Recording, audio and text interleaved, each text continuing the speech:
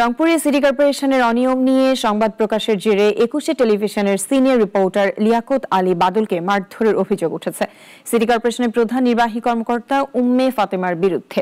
মারধরের শিকার সাংবাদিক জানান, সংবাদ প্রকাশ করায় সকালে রংপুর কাচারি বাজার মোড় থেকে তাকে তুলে নিয়ে যায় লোকজন। এ সময় মব সৃষ্টি করে তাকে মারধর করা হয়। পরে প্রধান নির্বাহী কর্মকর্তার কাছে নিয়ে দ্বিতীয় দফায় মারধর ও তার মোবাইল ছিনিয়ে নেওয়া হয়।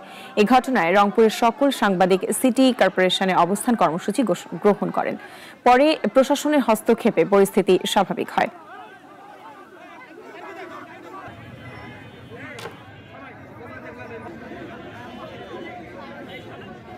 রকি পরে জানলাম ওর নেতৃত্বে 15-20 জন তারা মব তৈরি করে আমাকে বেদম মারধর করছে।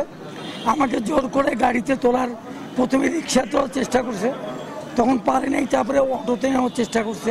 আমাদের সর্বজনাব লিয়াকত আলী বাদলের সাথে যে আচরণ করা হয়েছে, এই আচরণের তীব্র নিন্দা এবং প্রতিবাদ জানাচ্ছি।